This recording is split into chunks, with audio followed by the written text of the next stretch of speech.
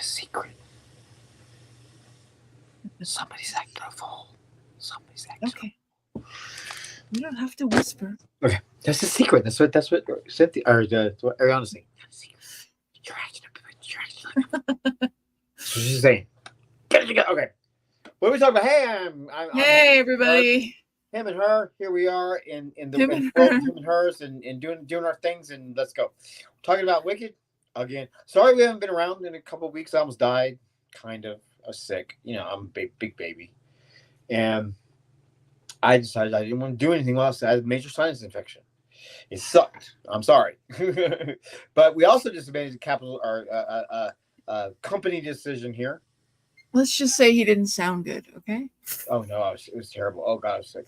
But we also made a company decision right prior to that hiatus of a week that we are done with our reading thing for right now. Why? Yes. Where we left off with our last broadcast of the book, we have now time jumped 3 years in the book. Therefore, we are in Act 2. Well, what makes sense for Act 2? The story takes a whole different turn, and it's a completely different story. I want to cover the story after we get done with the movie, so that then nothing's spoiled about the movie. Maybe we'll go back and we'll finish the book because it's so different than Act 2. We'll decide. But it takes a turn, but we're away from defying gravity, and there you go. So that's what we promised. That's what we delivered. Don't come at me about the book. I'm over it for now. Yeah, don't come at either one of us for the book because we didn't write it. I didn't write it. It's crazy shit. I want to finish it because I want to remember what happened. But we'll probably cover it because it's just fun to cover. It's a crazy fun book to cover, and I love talking about it. So we'll probably break our rule and actually cover it right after the movie if this movie's not burned us out, which I have a feeling it might. I'm already kind of getting over and the whole thing. That's also the reason that we're talking tonight is because because of the scandal and how. Okay, I'm gonna go on soapbox again. This is my opinion. Nobody else's opinion. You have your own opinion, just like you have your own asshole. Period. That's what they say. This is my opinion. So if you want to come at me, let's talk. I welcome it. Just don't act a fool. I don't have time for all that. I won't get mad about it. I just don't have time for it. So my opinion, strictly my opinion, is sorry, I was getting ready to yell at the dog. Wrong camera here. Okay, if you do not know what happened, let me recap what happened because this is some crazy, stupid shit. I'm sorry. Yeah, because not everyone is following what's going on. They're not following Wicked. They're not following what's going on. But this is some crazy stuff. It's foolish. It really is. So I showed the beginning, and it's on our thumbnail, kind of a funny version of it because the significance of this is not the original. I don't think this is the remake of the original when it kind of gets in its fifth or so years. They revamp it every once in a while. It's just a playbill that I pulled from several times I've seen Wicked. But this is the infamous poster of the stage show. It's on everything. It's on everything. If Broadway merchandise for Wicked, you would find this poster. Whatever incarnation it is, it's always the same angle, the same look. It's just the art has been kind of uplifted a little bit. It's changed a little bit of animation style, but it's always Elphaba facing forward, brimmed down in shadow, with a smirk on her face, and Glinda whispering in her ear. This would be Glinda at this point, whispering in her ear that she's like she's got a secret, or they're sharing something intimate. And Wicked, it's famous. It's 20 years famous now. Yeah, this image, they've never changed it. It's still on the Broadway playbills and posters and T-shirts today. So when tickets went on sale last week, we're going to talk about the box office.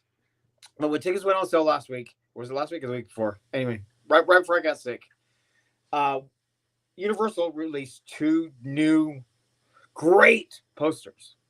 I mean, I think they should have done this when they did the first trailer, but I like it that they did it for the ticket sales because their little slogan, tell everybody, Ariana, tell everybody. Right. But they released this one. I just put it on this little thing so I have it. But they released this one, which is the 2 hands holding, which I thought this should have been the teaser poster all along. This is gorgeous. This is a theatrical teaser poster in all its glory. Whoever marketed this is brilliant.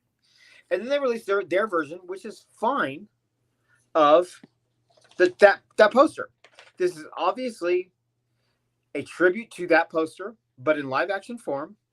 And they're very conscious of the live actionness of it meaning showing her face, showing a different expression because she has a different interpretation or whatever. Even Ari here has got kind of a different expression. It's not so covered up. They're showing these actresses' face because they're paying them a lot of money to show their face. Yeah. And there's nothing wrong with this. It's iconic. You instantly see this poster and you think, oh, it's wicked. You know, who cares if the brim is down covering the shadow, or who cares if Ariana's actually has her eye open? Whatever. It's iconic. You know immediately what this is. Mhm. So I didn't print it, but a fan actually fans of franchises or fans of like diehard stuff. When Wicked has like a cult following, they love to do their own fan art, whether that be fan art of the posters, fan art of the characters, fan art of the costumes, sets, their own interpretation of the storylines, whatever. Fan art is go on Pinterest or go on fucking Reddit, and fan art is its own culture. It always has been. In the wake of AI, fan art has become much more clear and very precise on people's images and ideas that they want to put forward because it's so easy to do now with AI and the AI photo makers and poster makers. So somebody did a really good job of an AI version of this exact poster, but in the style of this poster. Brim down in shadows, red lipstick, got more of a smile than a certain face. Ari's eye is open in the new one. It's closed here, but it's open in the new one. And it was an exact homage to this, but with these beautiful ladies present. It's obviously them. You know, they were just AI. They were altered to match this, but it's them. And it's the same. It is a tribute. Universal is not going to post that poster anywhere. It's not going to be on any official merchandise. This is the official poster. This is it. This is what Universal went with. This is what they paid money for. But let me tell you, that was done out of love.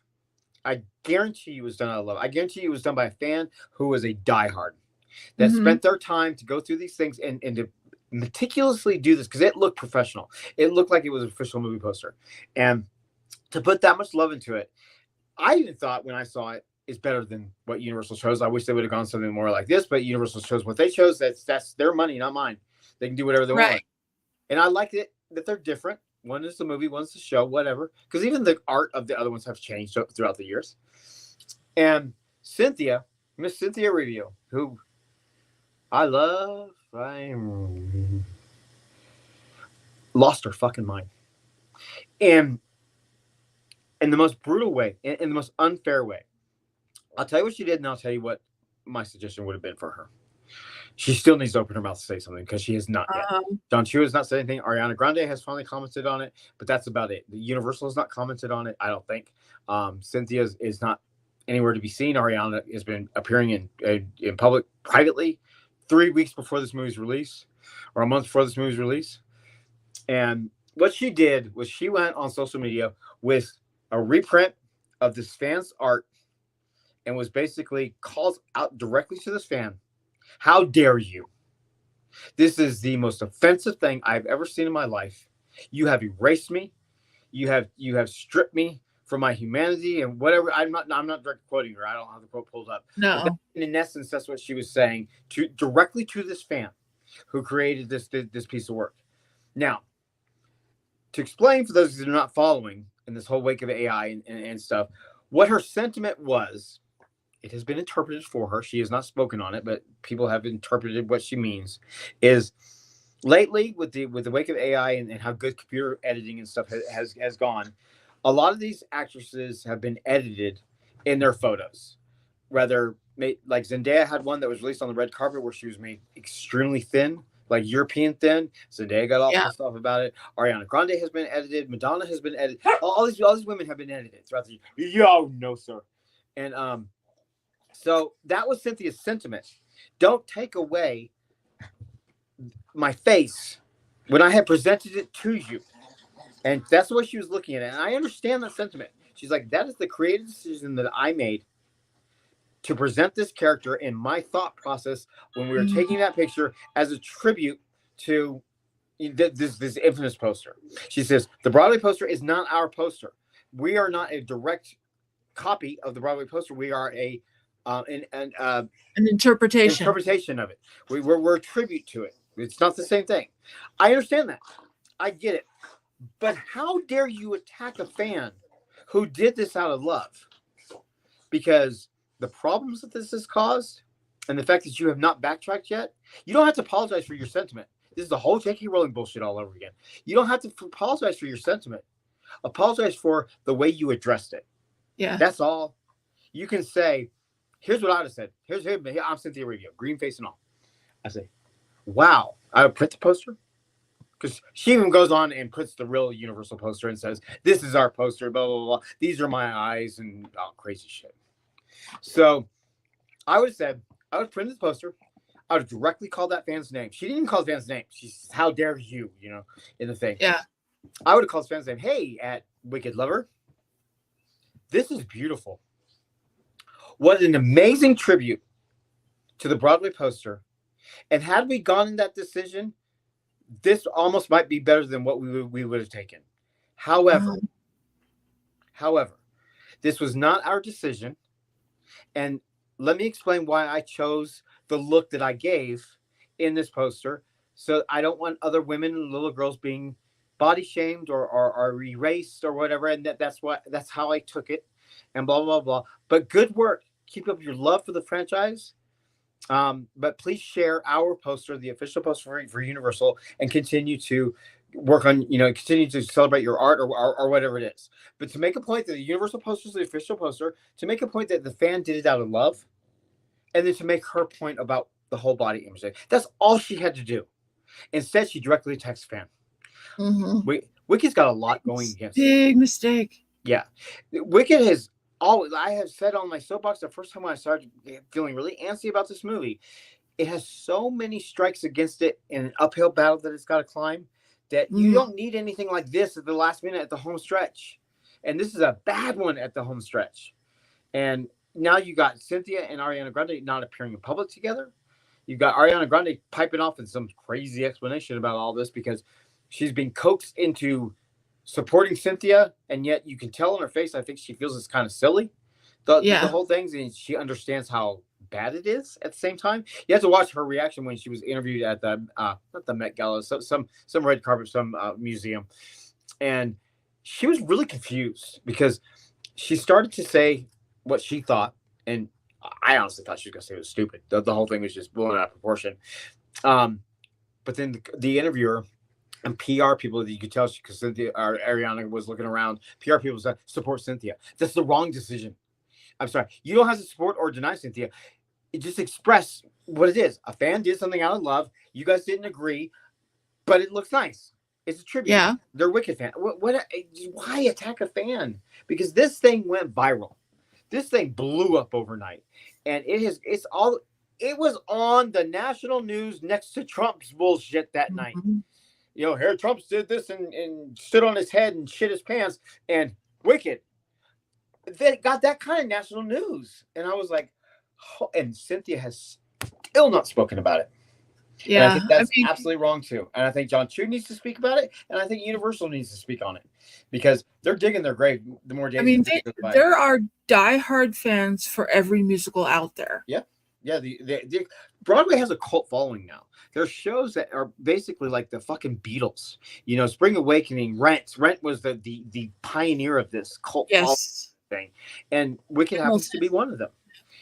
Wicked doesn't have the screaming rock girls next to it, but it has its cult following, big time. And Hamilton has its cult following. Hamilton's got the screaming fans. It's crazy. The Hadestown's a huge one right now with a cult following. But it's a shame. And it's a shame that they're standing their ground on this. They have every right to educate women and educate artists and stuff like this because it's only going to get worse and worse and worse as this AI stuff rolls out. And I understand that sentiment, but don't directly attack a fan. Thank the fan. Invite the fan into your discussion. I may agree with with their sentiment, but you can't do that when you have $1 billion franchise on your hands. And Wicked's got so much working against it. Its release date, I think it's a bad idea for November. 2 movies. First movie being 2 hours and 41 minutes. It's longer than the actual show. Somebody's yet to explain why that was a good idea. I read a blog that brand new discussion, another strike against it that I didn't even comprehend.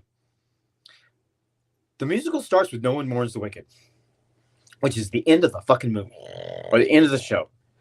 You're going to have to wait a year for that to make sense and pay off, because Act One or movie one is going to end in the middle of that flashback story.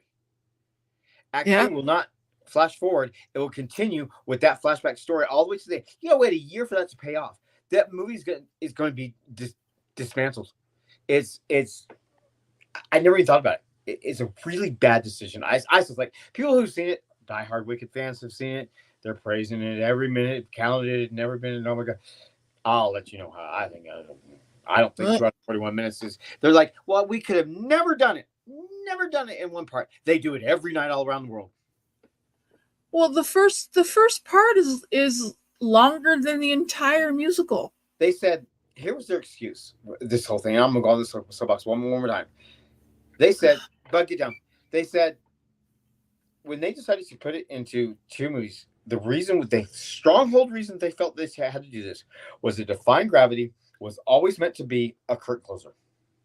And you needed to take a breath after it. There was no way they can go right into the next scene. Fine. Put an intermission in it. Movies Gone with the Wind had an intermission. Miss Saigon, the pro shot when they put it in the theater has an intermission on it. Hamilton has an intermission on it. You know, intermissions exist in movies. There's several movies that have. Doesn't Moulin Rouge have an intermission? Something I don't know. There's several. Ben-Hur is the same way. Ben-Hur has an intermission. You can make a 4-hour movie and have an intermission in it. Give people and I do believe that The Godfather does too. Yeah, give people a chance to catch their breath, but present your whole story. I think waiting a year for this is a disaster, and I think with this kind of controversy now piling up to all the things that go. Not to mention the merchandise. This merchandise is exhausting. It is a bad campaign. There's so much out there. It is such, and we're only in phase one. There's a whole new phase that's going to kick off November 3rd. That's the whole clothing line and the whole designer line and home decor line and kitchen line and all that shit that they're going to do for the fashion sense of it kicks off November 3rd. We haven't even seen clothes yet. And we've only seen the first part, and it's already nauseating. It is nauseating. I tell you, I'm done. I may review one of those Lego sets. And I do want to get a new hoodie this season. I don't even know if I'm getting a Wicked hoodie down this season because it is just exhausting. And sorry to say, and I'm usually not like this because people should be able to speak their minds, but this Cynthia thing's kind of left bad taste in my mouth. You know, it's like I was all girl green and I was all like for it, and it's a very diva-esque moment, and it's a very entitled moment, and it's a very like this new Target ad came out yesterday, the day before, promoting the new Target line, and Cynthia's video turns everything green in the Target and pushes our green cart and is talking, and I was really put off by the commercial, and that was sad because I was like, because it just seems so pretentious to me now.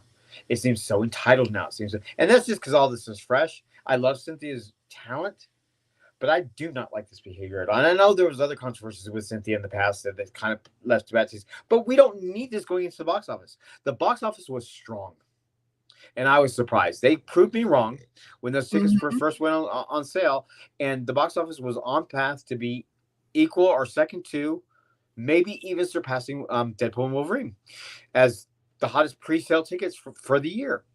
And I was like, well, okay, here we go. I don't know what the numbers are. I should have looked them up. Maybe we'll talk about that next week. I'm sure it's taking a decline because they're not advertising for it. They're not putting it out there. Tickets are on sale. Usually when tickets go on sale for like a Star Wars movie or a Marvel movie, every freaking TV commercials out there. Tickets are on sale now. 3 weeks later, tickets are still on sale. I know. I got my tickets 3 weeks ago. I got it. This that had that initial one-day launch when tickets went on sale. Tickets did really good that weekend. I mean, really, really, really good that weekend. And then I've not heard anything. I see a couple of crazy things just as researching for the show, but I don't see things pop up even on my algorithm anymore for, Wicked, new video. They did this whole interview when tickets went on sale with behind the ssnes, and they've broken up that interview in little spots. But it's not new. It's the same interview, about their audition process and stuff. They're kind of going to do behind the scenes kind of stuff right now. That should have been done after the film's release. You don't go into behind the scenes stuff until people have seen the movie. You know, you Yeah, may because want to do one little it teen ruins spot things. montage, but that's what they're focusing on now as far as the marketing. It's like, you know, when John Chu hired these girls, this is why he hired these girls, and this is why we built a full-on set that you could touch and feel, and this is real water in here, and real. Who cares? Don't spoil that for the people. Let them be mesmerized by the magic you created, and then tell how you did the magic. You know, whatever. I don't know. I think Universal's just had a really bad approach to all this, and it's not going to help the movie. The movie is a musical. Yes, it is. They don't do well historically. The greatest musicals on this planet have tarnished the entire brand.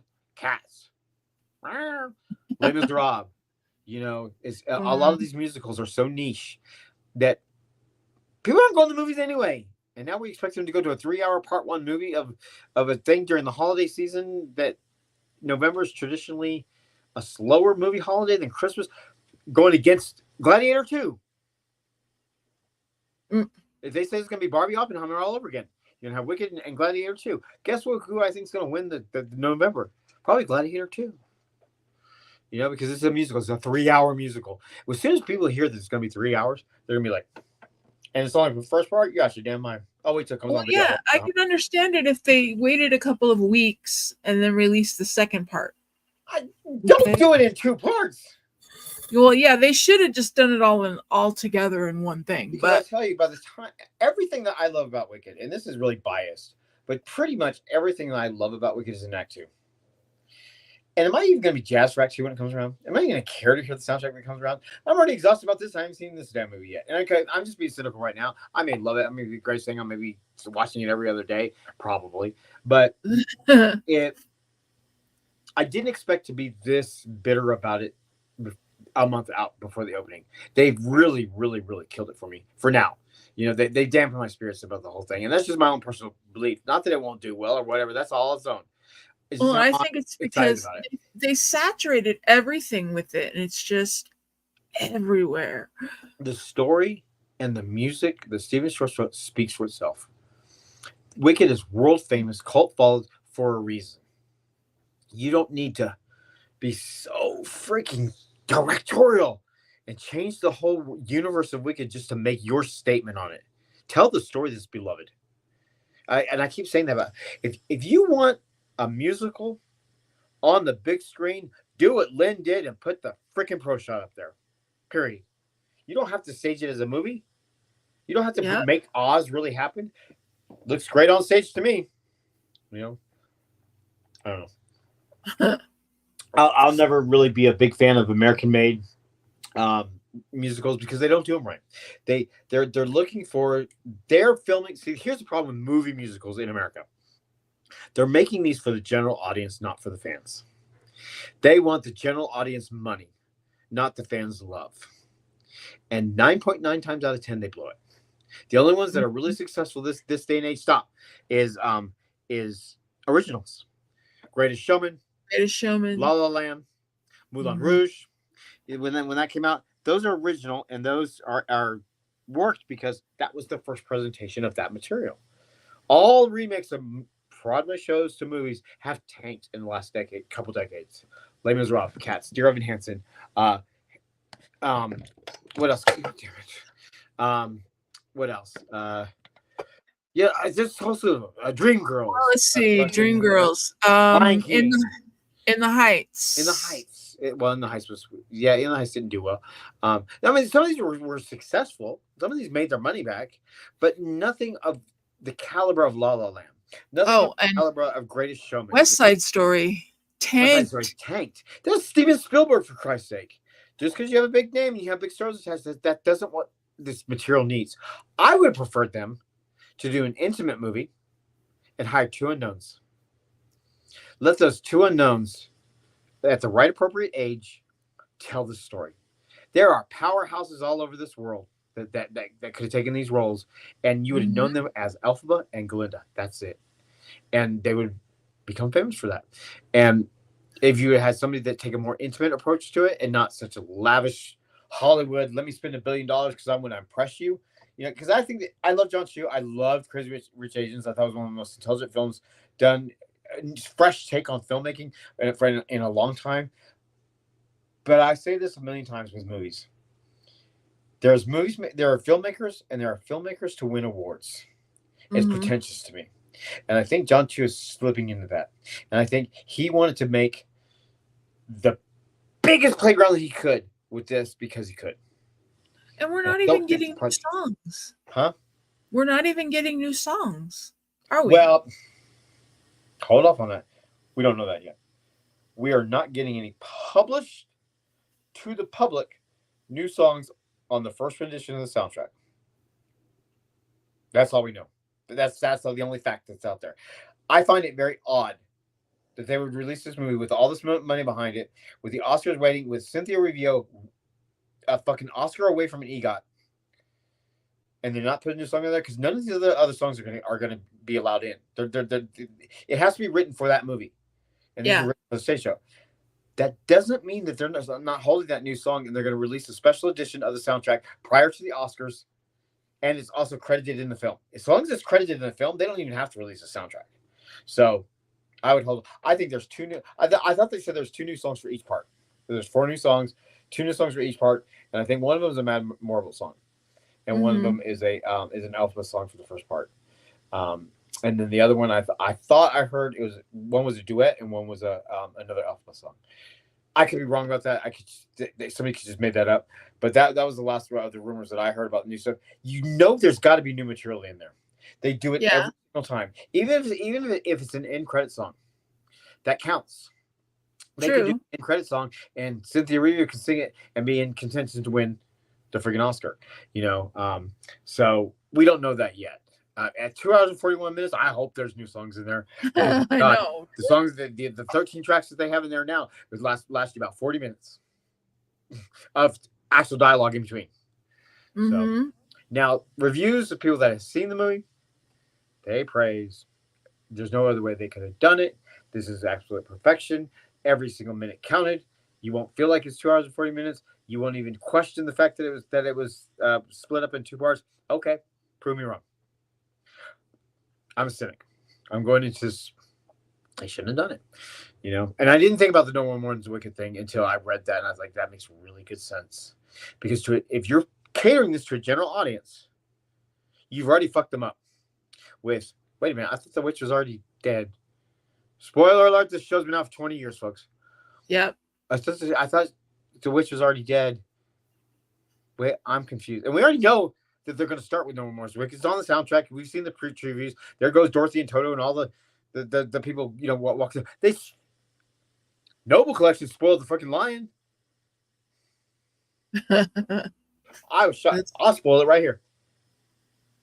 Where'd he go? Oh, the little plush of the lion is the lion. That's the little plush. The little cub is the cowardly lion. I'm like, well, thanks, Noble Collection. 20 years. And there's hints of it throughout the musical itself. Yeah, and it's 20 years. This thing's been out 20 years. And it's not even original how what's his face wrote it anyway. We'll get to that in part 2. But so I don't know. I'm a cynic. I'm going in there just crazy. Now, one thing in merchandise, I'm kind of like, we do have a little bit of merchandise update before we switch over to something else I want to talk about. These wands, I could say, I'm probably seeing this in your package. So do you have a training wand? Because Noble Collection is releasing the prop replicas.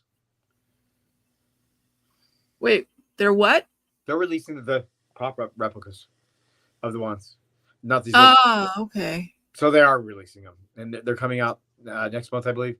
They are the prop replicas. They come in a nice wand box. That would match my collection here. So and the first year wands are on sale at Noble Collection right now. Pre-order for November. Let me show those all. So those 3 wands plus this wand, and if they do the bubble wand as a prop replica, I'll get that as well. So when I order this one, I'll send you this in your box. So what else is in your box? As you guys know, kind of tainted now. Thank you, Cynthia. Crazy bitch. We did find extra copies too. We'll figure out what we're gonna do with them. The Elphaba doll. We did find it finally. So. It sings more than the Cynthia one, or the Ari one. Wait. Ooh, touching her cheese. Oh wait a minute! The one that I have open sings more. I think when it's closed, it doesn't sing everything. Yeah. I wonder if the already one sings more when it's open because this one does. Come on, Heifer. Which you're crazy. I was gonna say. Now, what's weird about if you open these dolls, by the way, the hat doesn't fit on them. It's meant to bummer. in the box. I know. It's really stupid. It like falls right off. You had to glue it to her head or something. So let's see.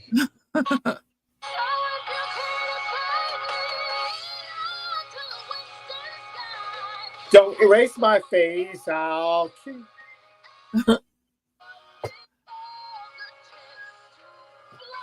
It sings a lot more. I think that's it. Yeah. So, okay. Shh. Enough. You've said enough this week. You've said enough. You sit over here with me there, Elphaba. You're gonna be Elphaba, not Cynthia. Shh. We don't talk about that. Shh. We're not talking about it no more. Sit right here. Still think you need to apologize to the fan. Yeah, apologize. Just say something PC. Billions of dollars, lady. Billions of dollars. I mean, I don't care what you believe. Billions of dollars, people's lives, people's employment. Grow up. That's about what it is. Grow up. Yeah. And suck it up and apologize. Appreciate the love. That's what breaks my heart the most of all. I cannot imagine what that fan feels like. I want to find that fan, but you're on for an interview. Because I cannot imagine what she's going through. It's so wrong in every way.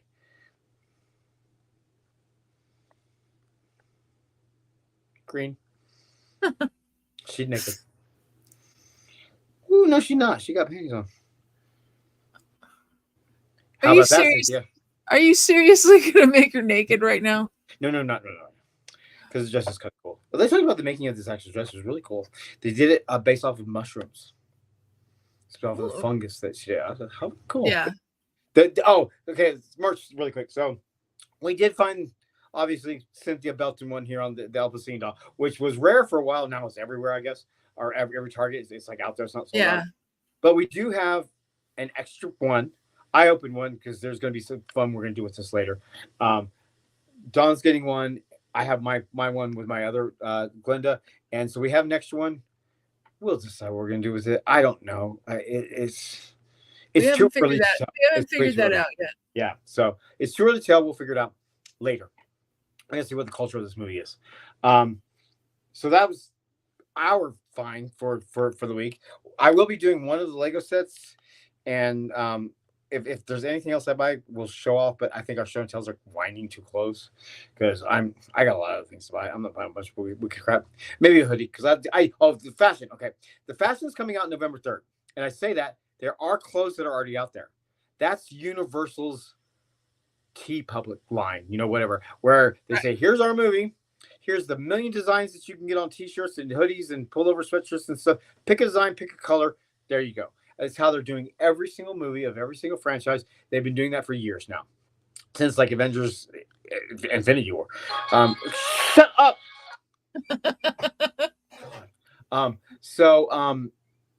That's the movie's marketing Universal Park kind of line, right? Our Hot Topic line, basically.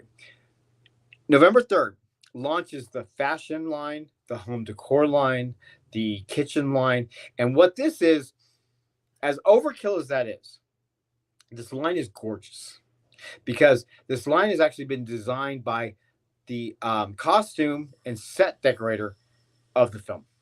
And so it's done as a costume designer and set decorator would approach these things. And it's very adult. Not in a nasty way. It's very contemporary. It's beautiful. It's clean. It's got a clear vision to the market of what they wanted to do. And it's not just this crazy W stuff and wicked and pictures of pink and green. It's really art. And so I may get a t-shirt or something of that line because it is so well taken care of. I don't think I'm going to be all in on going green for Elphaba or whatever. I might find one that showcases the movie. Yeah, feel the movie and just go with that kind of hoodie. But the Elphaba stuff is gorgeous. The Glinda stuff is gorgeous because every time I do that, it does that little thumbs up thing. And it's one of the best clothing line campaigns I've ever seen. We haven't seen it yet because they're holding it till November for the second wave of merchandise. So that's coming in your stores. Target is going to be the place that's going to really be showcasing and carrying this stuff, because you know how Target and Walmart, go figure. Target will commission a designer, and they've done gay pride stuff before. They've done, different holidays, but Black History Month designer clothes, and Lego did a whole designer thing in Target. Well, this designer now is going to be featuring all the work in Target, but you can order it from many, many other stores. Hot Topic, you can order it from Kohl's, you can order it from Neiman Marcus. There's higher end stuff to it. It's gorgeous. The home decor stuff follows in a similar vein to it, and there's everything. There's curtains and shower curtains and bath mats and toilet paper. Who knows? There's a lot of shit, but at least it's done with some taste now. It's not this dime store kind of costumey crap that's out there right now, because the first wave was all children's Halloween costumey crap. That's what this is. This costumey crap. And dolls and toys and Legos and stuff. November's the time for the adults. And you're going to have kitchenware. You're going to have everything. If you're really diehard Wicked, or you like that aesthetic that it's going for, you got a lot of choices this holiday. Now, is this just going to be expensive? Everything's expensive. So take it for what it is. But I'm looking forward to November 30th and seeing the stuff in person, seeing how well the clothes are made, seeing how the shirts, in pictures they pop, but we'll see how well they pop in person. There's some really they did it. The designers did it, which is so fascinating. From every age level, there's a toddler line for girls. There's a toddler line for boys. There's a little boy line, a little girl line, a teen boy line, a teen girl line, and then adult male and adult female line. And the fashions really cater to that age group, that sex. That like one of the boys' shirts is more color blocked with a W coming out of the pocket. Great. It's really simple. It's never to get everybody excited about the movie. Is it going to work? I don't think so, but it's cute clothes. So we'll see. So that's the new merchandise coming. Oh, there are some books that are coming out. The soundtrack, of course, the soundtrack will not be released until the 2 days after the movie's been released.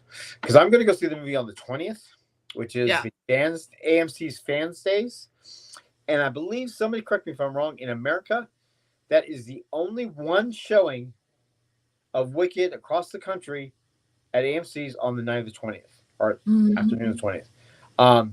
Then Regal, Cinemark, other theaters are participating in their own pre-show kind of night, the 21st. Right. And then the actual release date is the 22nd. So we will be seeing it on the 20th, give our reviews and live our life. Right. But that's only at AMC theaters, I believe. Somebody please correct me if I'm wrong. But that's the only show times I found. And ticket sales for mine, and it's one showing per theater for AMC. It's not like different show times. It's one show. It's fan day. So I'm looking forward to that. Taking a couple friends, introducing them to Wicked. We'll see how it is. Anywho, so that's Wicked in a nutshell of where we're at. Hey, Blaze. How you doing? What up, Blaze? What up?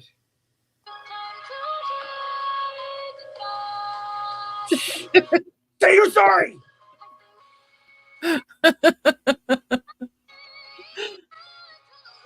She's like, care to find me? I'm hiding because I can't watch my damn mouth. Okay. So that's Wicked in a nutshell. Oh, I'm wearing my Fiero shirt, by the way. Fiero. Yep. Act 2, folks. I myself do not have a Wicked shirt yet. One of my most loved Broadway songs of all time is No Good Deed, Act 2. So we gotta wait a year. A year. Okay, so I still think that's crazy. On the thumbnail? Merch. Box out. We talked about box office. Box office was really good until this scandal. Yes. Well, I'll get numbers for next week because I didn't bother to look it up. So, switching gears for a second, because the right audience, if anybody's watching, besides Blaze, hi Blaze. Warriors. We do have people. Okay. We do have people watching right now. Warriors. So. Yeah, have you not heard? Lin-Manuel and Elise Davis. Aisa Davis, I believe it's probably. I'm sorry, I'm not looking at her name. I butchered names. It's not anything. His partner. She's great. She's fucking amazing. I'm sorry I didn't pronounce her name right. Aisa Davis is her name. Yeah. Okay. She's an actress. She's got a freaking degree in freaking research. she's brilliant. She's just like Lynn. She's brilliant. They wrote a concept album. And just so you know, we are talking about Lin-Manuel. Yeah, Lynn. Everybody knows Lynn. They probably be Lynn. No, yeah, Lin-Manuel Miranda, who did Hamilton and The Heights, Tick Tick Boom. We all know Lynn. Moana, for you Disney freaks out there. You don't know about Bruno? We don't talk about Bruno. Didn't he do that one? Yep. Mm-hmm. So Lynn's brilliant. Lynn is. I always look at Lynn as a linguist. He understands the language so well and knows how to manipulate it. It's brilliant. So, what am I babbling on about? They just released a concept album of Warriors, not The Warriors. They'll correct you. It's Warriors, which is a concept musical based off of the 1979 film The Warriors. Mm-hmm. It is Lynn and Isa brilliant. I mean, I've not been this jazzed about a musical since Hadestown, and it is perfection of language and love and spirit that only he can capture with her too. I don't know what the collaboration was and who did what. Together, this is a masterpiece. Now, what is the concept album? Some of you are new to the theater, watching me ramble on, maybe tuning in just to hear me bitch. But a concept album has been done since like the 70s, 60s. It was a new thing. Andrew Lloyd Webber was famous for it originally in theater. There's been many theater productions that have kicked off as a concept album. And what that is the composers write an album and they record it as if a recording artist was recording a next studio album. And that's how they present the show. It's not staged. It's not costumes. It's not even cast. They're hiring performing artists to perform their show on an album, CD, whatever track, whatever you want to call it. I think it's so they can get a feel for it. Well, there's a lot of reasons. So Lynn is out there in the press tour right now. Lynn is saying he envisioned this as a concept album. That is how he wanted to present it. And no staging has even entered his head. I call bullshit. But he's saying this is a concept album. If it ever gets staged, it will be because so many people love it and they wanted to continue to take it further. Right now, there's no plans to take it further. Right now, they were celebrating this album itself. And what an album it is. First off, is it the movie? I didn't know that The Warriors from 1979 had a huge cult following. I mean, this movie is massive. And the reason why I knew it is because the action figures and stuff at like Comic-Con. It has its own action figure line. It has, posters and stuff. You would know it from that famous image of baseball players with the painted faces and the baseball bats. Insignificant to the story, however, but it's such a striking image that people remember that image for the Warriors. That it's basically a story about multiple gangs in the 1980s or 70s New York. That rival gangs really did run New York at the time. And it's a truce has been called one night. It takes place in one night. A truce has been called that goes horribly wrong. And you follow this one gang through the streets of New York trying to get safe from this truce that went wrong. And the musical is that movie for the most part. Story beats, it's all there. Scene by scene by scene, it's all there. However, in typical Lynn masterpiece, or maybe this is Aiza, they gender bended it, a lot of it. The rival gang in the Warriors is the Warriors. They're male. All the gangs are male in this movie because it's 1970s and you're not gonna have a female gang on the big screen. There was before Coppola did this movie, so they did the stars of this concept album are female. So you got a gender bend kind of twist, right? And they don't just go for an exact swap. There's some lesbianism stuff in there. Like the main female character remains female in the show, but takes on a new characterization of her wanting to be part of this gang, right? And not her wanting to be the lover of one of the gang leaders. So it kind of takes a little bit of a twist there. And then there is lesbianism. There's some of these chicks mess around these other chicks that remain chicks from the movie. All the characters it's downplayed characters, but the central characters are all there. And the story beat is the movie. Scene by scene. But I suggest if you're not familiar, like I wasn't, sadly, watch the movie first. It's on Paramount Plus. Watch the movie first. It's a short movie. It goes by in lightning speed because it's about one night and it's that tense, 70s cheesy, but it's a tense Mm-hmm. night of get these guys safe. You end up, you really with them in the beginning, you end up falling in love with them at the end because of their whole journey through that night. It's great. And then you hit that album. I sat down there with that album today and listened to it in one setting and never missed a beat. And I've listened to it several times since then. I finally found a new passion because this thing is brilliant. I mean, knowing what happens on screen, it translates so well. I don't think it would do the opposite. If you didn't know it, the songs wouldn't translate to the story unless you saw it. But then once Yeah. you see it, you know who the characters are. The emotion is all there. The anxiety is there. The beats are there. The frustration is there. The love is there. It's perfection. And it's not been staged. And it's going to be very neat to see. Of course, it's going to get staged if I had to make a prediction. I mean, they stand to lose millions of dollars, billions of dollars if they don't stage this damn thing. There's Lin-Manuel Miranda and Aisha.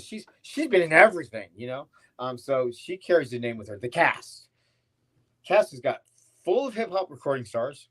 Lauryn Hill, Nas. I had the whole thing pulled up. The Broadway stars in this thing are amazing. Billy Porter, Amber Gray, Kanina, what was her name? Kanina from Once on This Island.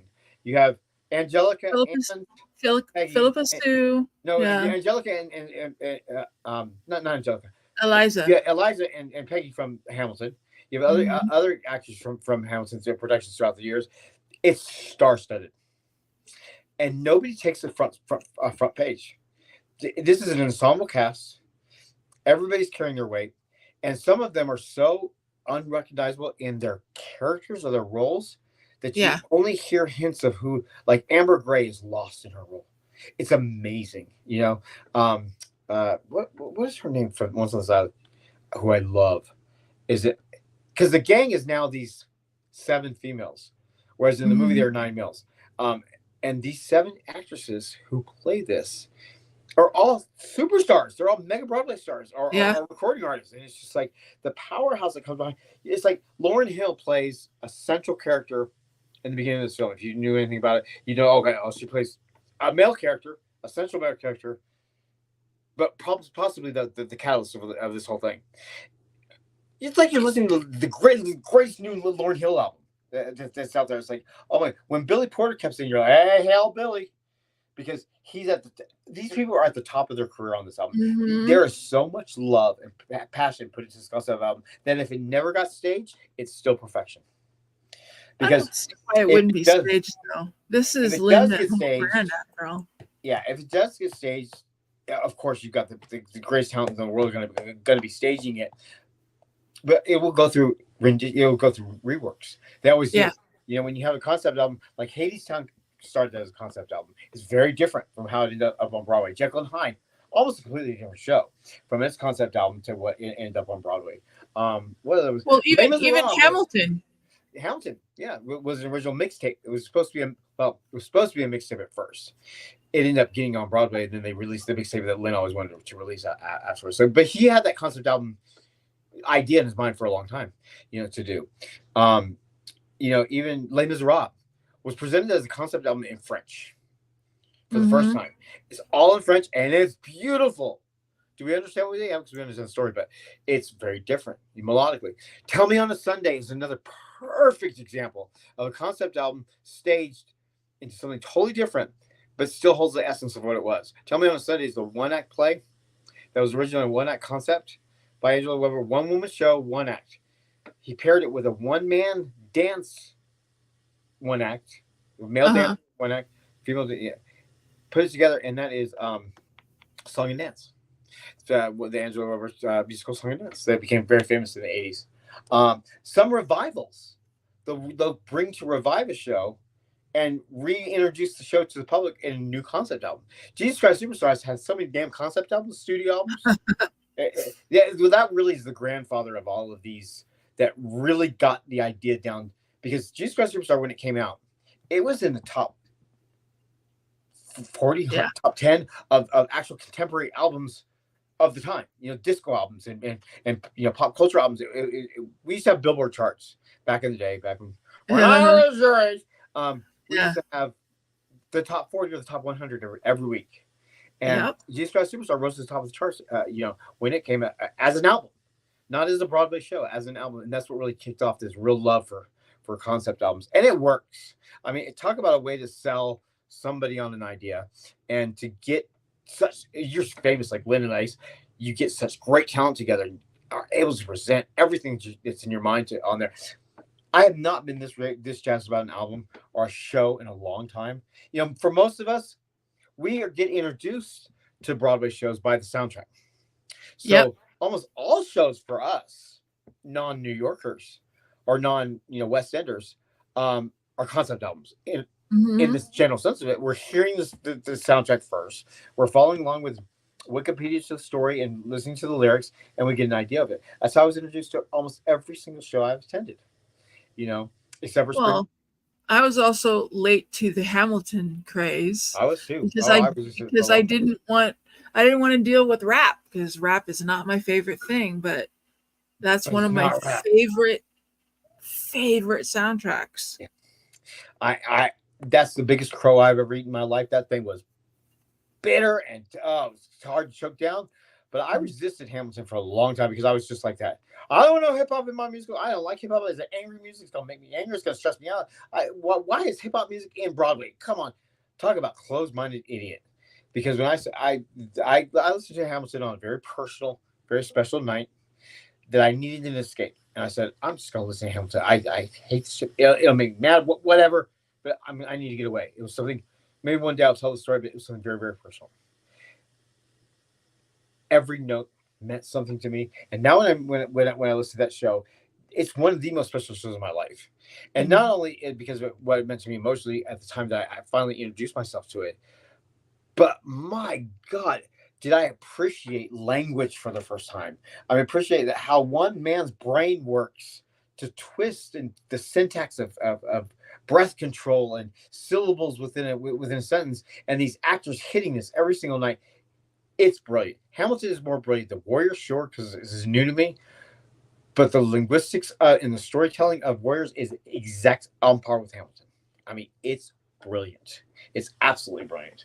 And I rave enough about it. I listen to it every day for a year. Yeah. Oh, yes, yeah, so every day for a year. I mean, it was perfect to introduce yourself to Hamilton during COVID. It was perfect. Because, my God, did I drive everybody crazy with that? I really did. And I still listen to it all the time. I went back and listened to Hamilton yesterday after listening to Warriors. Or Warriors, excuse me. It's Warriors. I don't know why they did that. The Warriors is a movie. Warriors is the show. But, Lynn, if you've not seen it, don't know anything about watch the movie first. You'll thank me for it. Watch the movie first. It's quick. It goes by really quick. And then listen to the musical, and then you'd be like, that dude knows his shit. I said, yes, I'm not lying to you. I'm not lying to anybody. There we are. We have now spilled the tea for this week, have we not? Say you're sorry. Say you're sorry. Jesus Christ. All right, everybody. Obviously, if you like what we're doing here, please remember to like and subscribe. It does help us considerably. Now it's not doing it. Of course not. Because it wants you. Because, yeah. Do that. It doesn't do it for me either, so don't feel bad. I don't care what you do. Y'all do the YouTube thing. Do the YouTube dance. Yep. Put a thumb in the air after you remove it from your butt because I just don't care. I take that YouTube. And we will be back next week with another. Yeah, probably this week. I didn't tell you. Probably this week. Our agenda. We haven't even set our agenda yet. We're done with the book, by the way. If you're on our reading list, sorry. So I told you. As soon as it got into Defying Gravity, we're done. We're done. For now. Yeah. We are going to finish because it's good. It's dirty. It's so dirty. So now we are going to enter in. There's some stuff. There's a couple shows. It'll probably be a little bit more downsized than I originally, the monstrosity I did, because my excitement then is not my excitement now. I'll be truthful. But we are going to go into at least an episode or two of the history of this Broadway show, because it is a fascinating history. And there's a lot of talent and a lot of tears that went into making this why we are here today. And there is a documentary. If you've not watched this documentary, we'll post it in the comments. or in the description of the show when we post the show. Yeah, as soon as, The link to I the have it, I'll put it documentary, in the because, description. Yeah, besides the Grimmery, which we'll go over, we're getting all of our information possibly from this documentary because it's that good. This documentary is amazing. The guy that put the work into it, we'll give all his credit when credit is due. It's not that time. That's time. That's in the future show. We'll give credit.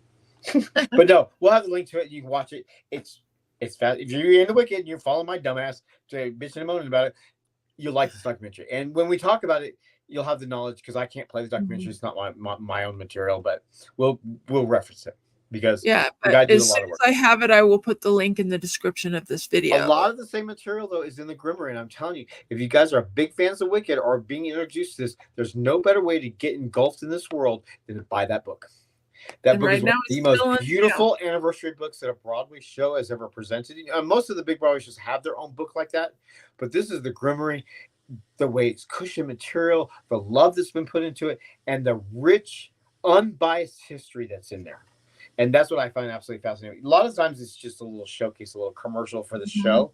This, like Lynn's Hamilton book, dives deep and gives you all the blood, sweat, and tears that went behind it. This show was not easy to put on Broadway. The show did not have a successful beginning. It was rocky, and it's fascinating, absolutely fascinating. Bam. All right, so there we go. We will be. So are we? So I take it we're streaming again this week or next week. I'll tell you later. Don't do that. I'm asking you. No, probably this week. Because we got what? We got 4 shows. If we do by week, we got 4 shows before the. Yeah, we do next week. Wait, today's Monday. Next week, we'll do a show Sunday. How's that? Okay. We'll do a show Sunday. Be here. We're gonna start the history of Wicked. We may get it all done in one episode. I may talk for 3 hours. Who knows? See what kind of, see what I'm on. See what kind of medication I'm on that day. We'll see. We'll see. But yeah, no, we're getting in the home stretch now. We are gearing up for the movie. And we're gearing up for the next part of merchandise, and so we will continue on like good old troopers. I'm not hating on this thing yet. Less enthusiastic, but I'm still excited for it. I want to hear the soundtrack. I want to go and be proven wrong. I want to hear the soundtrack already. That's all I want to hear. I know. I want somebody to leak the damn soundtrack, but don't do it. Please, God, if you're out there, don't leak the soundtrack. It's gonna hurt this movie if you do so. This movie's already got enough strikes about it. If you have the soundtrack, just cherish it yourself. Brag that you have it, but don't leak it. Please don't leak the soundtrack. Send me a copy. I won't leak it. But yeah, something like that would be devastating to a movie like this. Yes. So is it going to leak? CDs are printed. As soon as that limited edition CD goes to Target, I mean, come on. And I know how early those damn things go into those stores because I worked in a music store. For all through college, I worked in a music store. Those things sometimes are hit those music stores 3 weeks early. And they're sitting in a back room waiting for a big old standee. Somebody put it out there. And I have a feeling that soundtrack can leak any day. If it leaks, Universal release it. Release it if it leaks. Don't pull a Ninjago and pretend that the leak didn't happen and wait a whole month before you release it. Drop the thing the minute the damn thing leaks.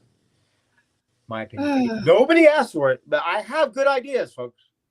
I really do. Maybe a little bit angry about them, but I have good ideas. All right, guys. We will see you in the next one. Adios, muchachos. So bye. Name that movie next week. Name that movie.